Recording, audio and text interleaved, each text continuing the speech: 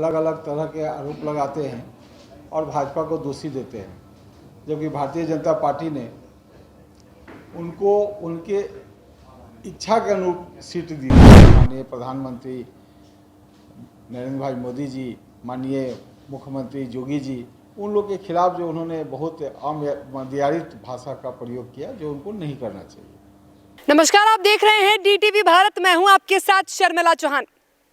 BJP के सांसद अजय निषाद ने आज एक प्रेस कॉन्फ्रेंस किया बीजेपी कार्यालय में। प्रेस कॉन्फ्रेंस कर उन्होंने वीआईपी के सुप्रीमो मुकेश सहनी पर जमकर निशाना साधा है। उन्होंने मुकेश सहनी पर कई ऐसी बातें कही जिसको सुनने के बाद आप भी सोचेंगे और आप भी कहेंगे कि अब बीजेपी ने पूरी तरह से मुकेश सहनी को दरकिनार कर दिया है। आपको बता दें कि अजय निषाद ने कहा कि मुकेश सहनी की मानसिक संतुलन अभी ठीक नहीं है, उनकी मानसिक स्थिति ठीक नहीं है। उन्होंने ये भी कहा कि लगातार मुकेश सहनी अपने विभाग में लापरवाही करते नजर आ रहे थे, मनमानी कर रहे थे, घपला कर रहे थे। यही नहीं, उन्होंने कई करोड़ रुपए की धांधली का भी आरोप लगा दिया है। उन्होंने कहा कि सरकार द्वारा मुकेश सहनी को करीब 11 करोड़ रुपए दिए गए थे उनके विभाग के लिए, और जो जरूरी काम है उनके विभाग से संबंधित वो करने के लिए आज तक वो काम नहीं हुए। कई बड़े आरोप लगाए हैं सांसद अजय निषाद ने। जरा सुनिए कि वीआईपी पार्टी अब एनडीए का अंग नहीं है। इसी संदर्भ में ये प्रेस बुलाई गई है। बार बार वो अलग अलग तरह के आरोप लगाते हैं और भाजपा को दोषी देते हैं, जबकि भारतीय जनता पार्टी ने उनको उनके इच्छा के अनुरूप सीट दी थी। 11 सीट वो उनको दिया गया था बिहार विधानसभा चुनाव में, और जहां से वो खुद चुनाव लड़े थे उनके चॉइस का सीट दिया गया था। और वहां से जो निषाद सिमरी बख्तियारपुर जो सीट थी वो निषाद बाहुबल क्षेत्र थी, वहां से वो चुनाव हार गए।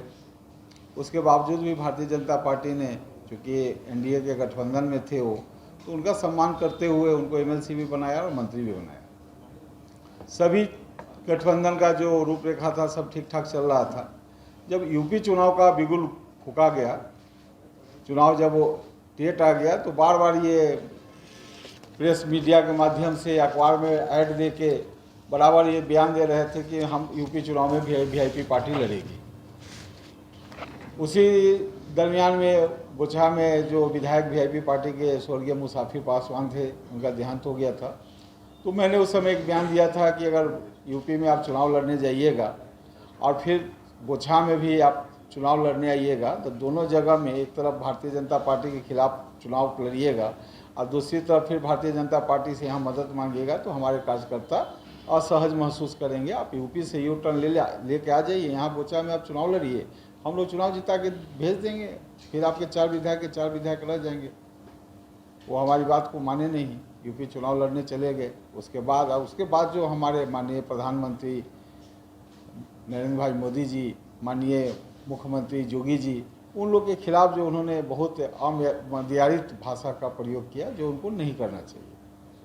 खटास धीरे धीरे इतना बढ़ गया कि भारतीय जनता पार्टी ने उनको अलग करने का निर्णय लिया। उसी का क्रम में उनके जो 3 विधायक थे, तीनों विधायक भारतीय जनता पार्टी के पृष्ठभूमि के थे, तो तीनों ने स्वेच्छा से उनसे अलग होकर भारतीय जनता पार्टी के सदस्यता ले लिए, और उनका जो मंत्रिमंडल था वो भी भारतीय जनता पार्टी के आग्रह पर माननीय मुख्यमंत्री जी ने बर्खास्त कर दिया। और वो बार बार भाजपा के खिलाफ बयान दे रहे हैं। इस संदर्भ में एक और बात बताने की ज़रूरत है। जब वो मंत्री थे बिहार सरकार में, तो हम लोग का एक निषाद समाज का एक संस्था है, मत्स्यजीवी सहयोग समिति, जिसमें निषाद समाज के ही लोग इसमें सदस्य भी होते हैं और मंत्री भी होते हैं। और वो अपना जो जिले का जो मंत्री होता है वो पोखर अलॉट करता है। जो परंपरागत मछुआरे जो मछली मारना जानते हैं, चाहे मछली बद संबंधित जो व्यवसाय करते हैं, जो इस धंधे को जानते हैं, वही उसमें मेंबर होते हैं, वही लोग उसमें मंत्री होते हैं। तो इन्होंने एक पोर्टल के जरिए जो है इसको ओपन कर दिया कि हर समाज के लोग जो है इसमें मेंबर हो सकते हैं, और उसमें मंत्री का पोस्ट हटा के चाहते थे कि वहाँ एक अध्यक्ष हो जाए। तो निषाद समाज के जो भी लोग थे इसका भारी विरोध कर रहे थे कि ऐसा नहीं होना चाहिए, क्योंकि इसकी लड़ाई परंपरागत मछुआरा ही मत्स्यजीवी सहयोग समिति में रहे। इसकी लड़ाई हमारे पिताजी स्वर्गीय कैप्टन जयनारायण निषाद जी ने भारी लंबी लड़ाई लड़ के इस प्रावधान को लाया था। अब इसको ये धीरे धीरे कैंसिल कर रहे थे। इसके बारे में जब जो कोऑपरेटिव मंत्री जो हैं वो बार बार रिमाइंड मांग रहे थे कि जो पोर्टल खोलना है, इस संदर्भ में आप अपना जो परंपरागत मछुआरा है उसके बारे में अपना स्थिति स्पष्ट कीजिए। 3 रिमाइंडर के बाद भी इन्होंने जवाब उसका देना मुनासिब नहीं समझा और इसका कारण रहा कि सभी समाज के सभी लोगों के लिए ये जो है पोर्टल खुल गया, जिससे निषाद समाज के जो जानते हैं कि सभी लोग जानते हैं कि हम लोग का जो निषाद समाज है काफ़ी गरीब है और ज़्यादा इन लोग के पास रोज़गार करने का अनुभव भी नहीं है। तो ज़्यादा लोग जो है मछली के ही बिजनेस में अपना रोजी रोटी और व्यवसाय करते हैं, तो वो भी रोजी रोटी जो है छीनने का ही स्थिति ला दी है मुकेश जी। तो उसमें पूरे बिहार में भारी इनका विरोध हुआ है। 2-3 दिन पहले भी पूरे बिहार के लोग यहाँ पर जुटे थे। तो ये मामला है कि जो भी इन्होंने अपने मंत्रिमंडल कार्य में किया, तो कोई भी ऐसा एक भी काम नहीं किया जो निषाद समाज का भला हो सके। डिटेल सारा जो है आपका प्रेस रिलीज में भी मिल जाएगा। जो इनको पैसा भी दिया गया है 1100 कुछ करोड़ रुपया, वो भी अपना निषाद समाज के लिए खर्च नहीं कर पाता। तो कहीं से इनका जो भी क्रियाकलाप जो मंत्रिमंडल में रहा है, कोई भी काम जो है वो निषाद समाज के हित में नहीं रहा। लोग हैं तो आपके सामने में सबका सूची भी है, उसके बारे में भी पता कर लीजिए। दूसरी बात, 2 दिन पहले भी तो पटना में लोग आए थे जो प्रेस रिलीज के, तो फर्जी कैसे हो जाएगा? जो भी मेंबर है, मंत्री है, तो आप उनसे पूछना चाहिए कि आप कि फर्जी कोई थोड़े आ जाता। अब हम यहाँ सांसद के हैसियत से आ रहे हैं, वो बोलेंगे कल को कि सांसद भी फर्जी थे, तो ऐसा थोड़ी। सहकारिता मंत्री ये सब कर रहे हैं, हम कुछ नहीं कर रहे। नहीं, सहकारिता मंत्री का तो जो प्रेस रिलीज आपको हम दे रहे हैं उसमें तो डेट के साथ लेटर लिखा हुआ है कि सहकारिता मंत्री ने 3 रिमाइंडर इनको दिया और इनसे पूरा पूछा कि भाई ये जो हम पोर्टल खोल रहे हैं इसमें कौन कौन कास्ट को ऐड करें, तो उसका जवाब नहीं दिए। उसमें तो सीधा एक लाइन का जवाब था कि जो परंपरागत मछुआरे हैं उन्हीं के लिए पोर्टल होना चाहिए, इसमें दूसरे समाज के दूसरे कास्ट के लोग को इसमें नहीं जोड़ा जाए। तो उनको तो सिर्फ ये लिख के देना था। एनओसी के नाम पर काम नहीं होने दिया जा रहा है, इंटरप्ट किया जा रहा है सरकार की तरफ से, उनके लोगों की तरफ से। उनका ये भी कहना है कि हमारे विभाग के काम को लेकर दूसरे लोग इंटरफेयर करते हैं। अब तो उसमें तो क्या है, विभाग का जो है वो विभाग के गाइडलाइन के हिसाब से चलेगा और उसमें अगर कोई मनमानी उनके विभाग में कोई कर रहा है तो उसका शिकायत सीधा मुख्यमंत्री के पास उनको करना चाहिए। तो अभी तक तो 11-12 महीना के शासनकाल में ऐसा कोई अखबार में बयान नहीं दिखे हम कि उनका जो विभाग में कोई पदाधिकारी बात नहीं मानना। उन्होंने साफ तौर पे कहा था कि जब मुख्यमंत्री नीतीश कुमार एनडीए विधायक दल की बैठक कर रहे थे उस वक्त भी मैंने इन सारी बातों को रखा था, मुख्यमंत्री के संज्ञान में भी दिया था कि मेरे विभाग के अधिकारी मेरी बात नहीं सुनते हैं, तो इसका मैं इस्तीफा दे दूं।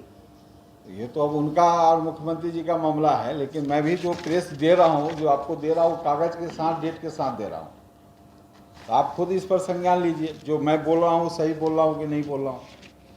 सबसे बड़ा चीज़ है कि बिहार सरकार में मंत्री बने, भारतीय जनता पार्टी के सहयोग से मंत्री बने, निषाद समाज के सम्मान करना चाहिए उनको। भारतीय जनता पार्टी ने 11 सीट उनको दिया था और निषाद के कोटे का सीट दिया था उनको, क्योंकि उसमें भी मनमानी उन्होंने किया। कोई भी निषाद को टिकट उन्होंने नहीं दिया। भारतीय जनता पार्टी फिर भी स्वीकार की उनको। चुनाव में जब बहुमत में हम लोग सत्ता में आ गए फिर भी उनको मंत्री बनाया। तो भारतीय जनता पार्टी ने तो हमेशा उनको सम्मान दिया, लेकिन हम लोग को लगा कि कहीं से वो सम्मान के काबिल ही नहीं थे। तो सुना आपने किस तरह से बिफरे अजय निषाद मुकेश सहनी पर। उन्होंने कहा कि वो निषाद के बेटा खुद को बताते हैं, वो मल्लाहों का बेटा खुद को कहते हैं, लेकिन जब से मंत्री बने किसी भी मछुआरे का उन्होंने कल्याण नहीं किया। सिर्फ और सिर्फ उन्होंने अपना कल्याण किया, अपनी फायदे देखी। और साथ ही साथ अजय निषाद ने ये तक भी कह दिया कि जिस बीजेपी ने उन पर इतना रहम किया, जिस बीजेपी ने 2020 के विधानसभा चुनाव में उन्हें 11 सीटें दी, जिस बीजेपी ने उन्हें मंत्री पद दिया, उन्हीं बीजेपी के खिलाफ उन्होंने बातें कही। उन्हीं देश के प्रधानमंत्री नरेंद्र मोदी और यूपी के सीएम आदित्यनाथ के खिलाफ उन्होंने बातें कही। ये कहीं से भी जायज नहीं है और इसी को लेकर उन पर कड़ी कार्रवाई हुई। तो अब बिहार में मुकेश सहनी को कई झटके मिलने के बाद अब वो मंत्री पद से भी मुक्त हो चुके हैं और अब मुकेश सहनी अपनी सियासत को लेकर एक नई तलाश में जुड़े हुए हैं और कहीं ना कहीं मुकेश सहनी की जो नैया है, पूरे वीआईपी की जो नैया है, वो भंवर में अटकी हुई है, जिसे सहनी किनारा लाने की कोशिश कर रहे हैं। देखना ये होगा कि मुकेश सहनी अपने इस रणनीति में कितने कामयाब हो पाते हैं। फिलहाल मुकेश सहनी की पूरी निगाहें हैं बोचहा विधानसभा पर हो रहे उपचुनाव में और एमएलसी चुनाव में, जहां मुकेश सहनी ने अपने प्रत्याशी खड़े किए हैं। तो फिलहाल मुकेश सहनी पूरी तरह से इन चुनावों को लेकर व्यस्त है, लेकिन अब देखना ये होगा कि मुकेश सहनी की सियासी भविष्य कितनी सुरक्षित और कितनी महफूज हो पाती है। फिलहाल इस खबर में इतना ही। देखते रहिए DTV भारत। नमस्कार।